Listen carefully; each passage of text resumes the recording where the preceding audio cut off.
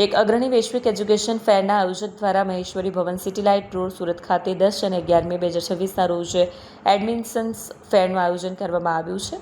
આ ઇવેન્ટ અભ્યાસના વિકલ્પોની શોધખોળ કરવા અને શ્રેષ્ઠ ભારતીય યુનિવર્સિટી અને કોલેજો સાથે જોડાવા માંગતા વિદ્યાર્થીઓ માટે એક પ્રકારના અનુભવનું વચન આપે છે.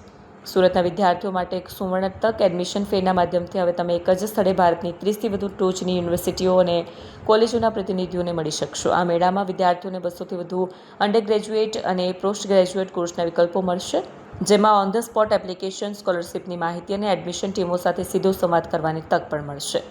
ઇવેન્ટમાં ભાગ લેનારી કેટલીક અગ્રણી સંસ્થાઓમાં સુરતમાં ભાગ લઈ રહેલી યુનિવર્સિટીઓમાં Manipal academy of higher education, MET global business school Ahmedabad, SRM university Chennai Ramapuram અને Tiruchirappalli campus, MT university Mumbai, Ramaiah institute of science and management, Changa PP Savani university Surat, Ahmedabad school of digital marketing અને the institute of company secretary of the India વગેરેનો સમાવેશ છે. ધોરણ 12ની પરીક્ષા pass કર્યા બાદ દરેક વિદ્યાર્થીને એક જ પ્રશ્ન હોય છે કે હવે ધોરણ 12 પછી શું કરવું? તો આ ફેર દ્વારા તમારી આ મૂંઝવણ દૂર થશે. અફેર્સે એક પ્લેટફોર્મ પૂરું પાડવા માટે પગલું ભર્યું છે, જે વિદ્યાર્થીઓને ભારતભરની 30થી વધુ યુનિવર્સિટીઓ અને કોલેજના પ્રતિનિધિઓ સાથે વાર્તાલાપ કરવા અને ઉચ્ચ શિક્ષણ મેળવવા માટે સક્ષમ બનાવે છે. અફેર્સ 25 વર્ષથી વધુ સમયથી એડમિશન ફેરનું આયોજન કરે છે. અનુભવી શૈક્ષણિક સલાહકારોની ટીમો વિદ્યાર્થીઓ અને વાલીઓને ઉચ્ચ શિક્ષણ વિશે માહિતગાર નિર્ણય લેવામાં મદદ કરે છે. સુરતમાં એડમિશન ફેર એ ઘણા મેળાઓ પૈકીનો એક છે, જે અફેર્સ સમગ્ર ભારતમાં આયોજિત કરે છે. નમસ્કાર, મારું નામ જયદીપ ત્રિવેદી છે.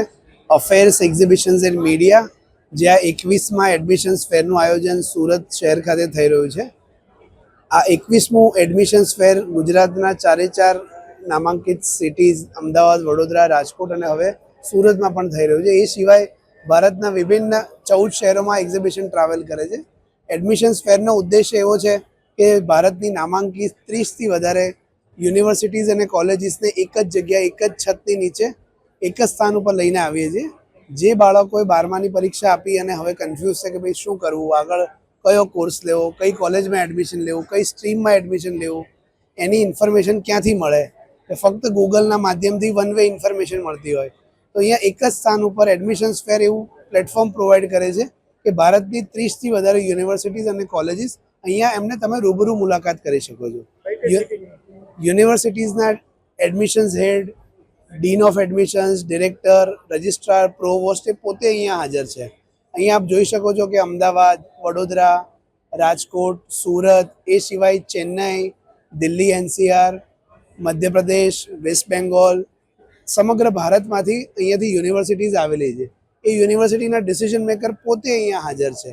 એટલે જે પણ કોર્સની ઇન્ફોર્મેશન લેવી હોય, યુનિવર્સિટીનું પ્લેસમેન્ટ ક્યાં છે, એમની ફી શું છે, બાળકને શું સ્કોલરશિપ મળી શકે તેમ છે, એની કેમ્પસ લાઈફ કેવી છે, અત્યારના સમય પ્રમાણે એમને એઆઈના માધ્યમથી પણ કઈ રીતે યુઝફુલ થઈ શકે છે, આવનારા સમયમાં કોર્સની વેલ્યુ કેટલી હશે, એ બધી જ માહિતી મુક્તપણે યુનિવર્સિટીના વિશેષજ્ઞો સાથે વાતચીત કરી અને પ્રોપર ઇન્ફોર્મેશન એડમિશન્સ ફેરના પ્લેટફોર્મ પરથી વાલી અને સ્ટુડન્ટ્સ બંને લઈ શકે છે. એન્ટ્રી એકદમ ફ્રી છે. આ એક્ઝિબિશનનું આયોજન તારીખ 10 અને 11 મે રવિવાર અને સોમવાર મહેશ્વરી ભવન, જે સાયન્સ સેન્ટરની બાજુમાં સિટી લાઇટમાં આવેલું છે, ત્યાં આયોજન થઈ રહ્યું છે. તો હું આપની ચેનલના માધ્યમથી સુરત અને આસપાસમાં રહેતા દરેક નાગરિકજનોને વિનંતી કરીશ કે એક્ઝિબિશનનો જરૂરથી લાભ લે. વિદ્યાર્થી અને તેના પરિવારોને કેટલું ઉપયોગી બની શકે છે આ મંચ? આપ જોઈ શકો છો કે મોટી માત્રામાં વિદ્યાર્થીઓ અને વાલીઓ અહીંયા પોતે હાજર છે. સુરતથી નહીં પણ સુરતની આસપાસ વાપી, વલસાડ, ભરૂચ, વડોદરા બધી જગ્યાએથી સ્ટુડન્ટ્સ, પેરેન્ટ્સ સાથે આવેલા છે. એટલે એમને આટલું ઉત્તમ પ્લેટફોર્મ શું મળી શકે? કારણ કે દરેક યુનિવર્સિટી ટુ યુનિવર્સિટી જઈને સિલેક્ટ કરે અને વાતચીત કરે, એમાં ટાઈમ પણ બહુ જાય, એનર્જી પણ બહુ જાય.